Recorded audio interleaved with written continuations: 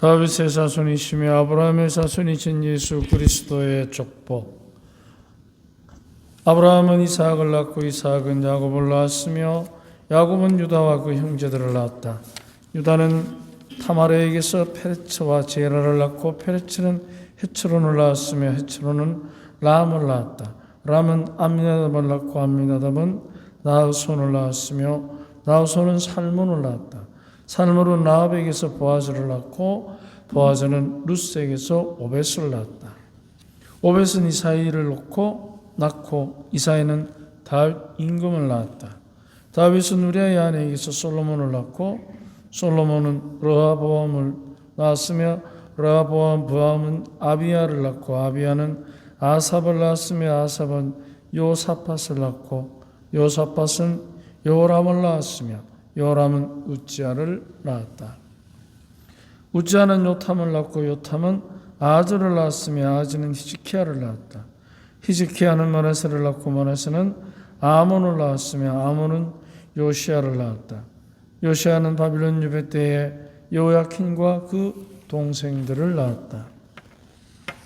바빌론 유배 뒤에 요야킨은 살디엘을 낳고 살티엘은 저룹바벨을 낳았다.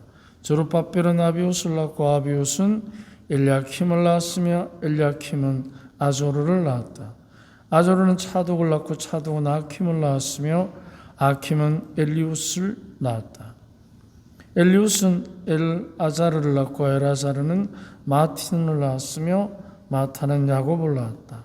야곱은 마리아의 남편 요셉을 낳았는데 마리아에게서 그리스도라고 불리는 예수님께서 태어나셨다.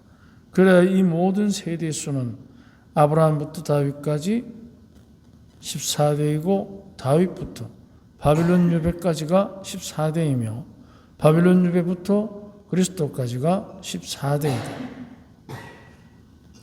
주님의 말씀입니다. 긴 예수님의 족보 이야기를 우리가 이제 이렇게 들었습니다. 근데 이 이야기의 핵심은 다름이 아니라 예수님이 하늘에서 떨어진 사람이지만 어느 날 낙엽처럼 태어난 게 아니고 다 조상으로부터 물려받은 다윗의 후손이라는 뜻입니다. 그렇다면 여기에서 핵심적인 것은 사람이 사람을 낳는다는 것입니다. 당연하지. 근데 그 당연한 게 그냥 당연한 게 아닙니다. 왜냐하면 낳는다는 것에 힘이 있습니다. 힘. 그것을 같이 한번 묵상해 봅시다. 자력으로 태어나는 사람은 없습니다. 태어나는 사람이 있으면 그 사람을 낳는 능력도 그 사람을 닮은 사람이 가집니다. 서로 쌍판, 남이 낳는 능력을 갖지는 않습니다. 이게 신기한 것입니다. 부모의 사랑 안에서 서로의 겉모습만 담는 것이 아니라 생각이라는 내면을 드러내는 습관도 비슷합니다. 낳는다는 것은 없었던 것이 새로 생겨나는 것도 맞지만 무에서 유가 나오는 것은 아닙니다. 아무것도 없는 데서 그냥 태어나지는 않습니다. 생명이 있는 모든 것이 가지는 낳는다는 능력은 새로움과 닮음을 통해서 드러납니다. 분명히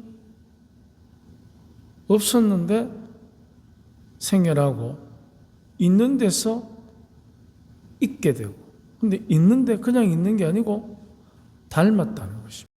우리의 모습으로 사람을 만들자 하신 하나님께서 사람에게 주신 낳는 능력의 특성입니다. 새로움과 닮음. 낳는 능력의 특성은 새로움을 동반합니다. 이 새로움은 항상 전무후무 유일무이한 것이기에 아무도 간섭하거나 강탈할 수 없고 누구도 대신할 수 없는 그만의 그 다음을 유지 발전시킬 수 있는 생동력을 의미합니다. 부모와 닮기는 닮았는데 또 다릅니다. 다른 몸입니다. 새로운 몸입니다. 그렇기 때문에 그 새롭다는 것은 자기만의 자기다움을 키워가는 생동감 있는 힘입니다. 누구도 새로움은 없던 것이 가지는 특이성을 갖습니다. 그렇다고 호기심만이 아니라 개성 넘치는 활력이 있습니다. 새롭다는 것은 그만이 가지는 개성이라는 활력이 있는 것입니다. 새로움의 활력은 자신만의 세계를 갖고 자기만의 행복을 누리는 복입니다. 그래서 아무리 부모가 자식을 사랑하지만 자식의 행복을 책임질 수는 없습니다. 아무리 잘해준다 하더라도. 그런데 또 아무리 부모가 못한다 해도 자식이 반드시 불행하라는 법은 없습니다. 왜냐하면 개성이라는 자기만의 활력을 가지고 복을 가꾸기 때문에 그렇습니다. 이 복은 비교 불가해서 흉내낸다고 되는 것이 아닙니다. 그 사람만의 것입니다. 사람은 서로가 비교 대상이 아니기에 함부로 판단받지 말아야 하고 오히려 그만의 가치를 발전시키며 외톨이가 아니라 항상 이웃과 동반자로서 공감하는 열정이 있습니다. 바로 이 복은 공감하는 열정 안에서 활짝 꽃이 피는 것입니다. 개성이라는 그 다음의 활력은 동반자로서 공감 안에서 그 열매가 열리는 것입니다. 낳는 능력의 또 다른 특성은 닮음입니다. 닮았다는 것은 차이 없이 일률적이라는 것이 아니라 서로 다르지만 공감하는 능력이 있다는 뜻입니다. 서로 다릅니다. 다른데 공감하는 능력이 있습니다. 그 공감하는 능력을 드러내는 말이 친구, 가정을 뜻하는 공동체라는 말입니다.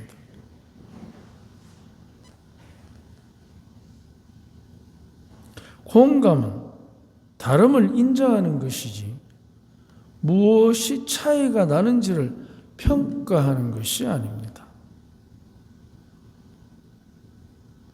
우리는 다른 것을 인정하기보다 사실은 차이 나는 것에 굉장히 집중을 봐야 합니다.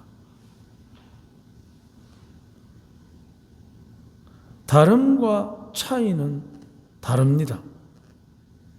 다름은 서로 다른 개성에 중점을 두고 그런 개성을 가진 사람 자체가 가지는 매력을 의미합니다.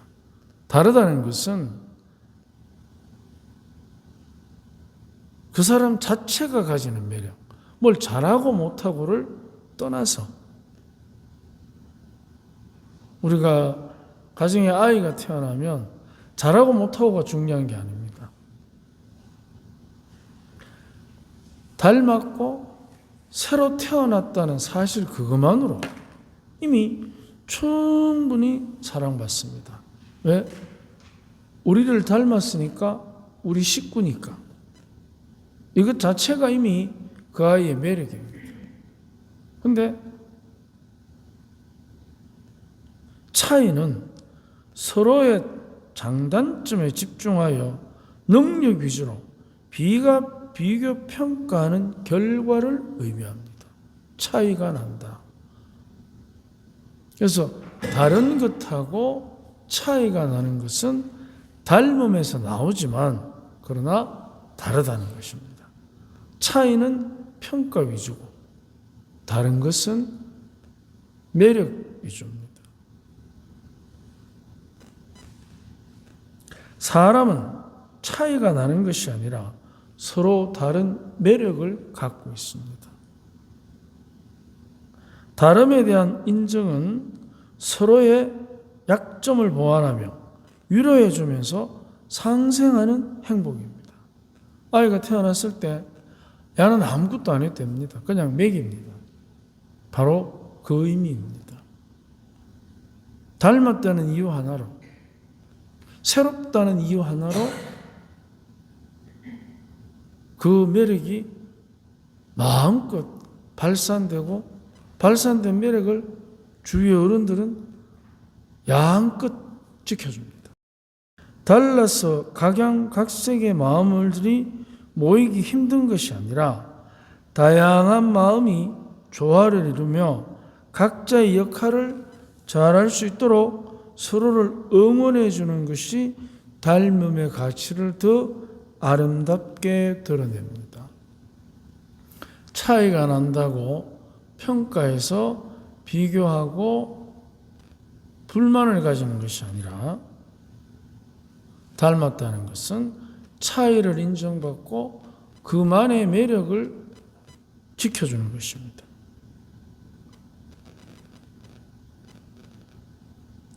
다름에 대한 인정은 서로의 약점을 보완하여 위로해 주면서 상생하는 행복입니다. 장단점을 비교하면서 능력을 수치로 평가하지 않을 수는 없습니다. 우리는 분명 다 합격, 불합격, 승진, 진급 이런 여러 가지의 그 평가를 받습니다. 평가를 안 할 수는 없지만 그 점수는 서로를 보듬어주는 위로의 기준이 되어야지 내치거나 받아들이거나 자르거나 없애버리거나 하는 순서가 되어서는 안 된다는 것입니다.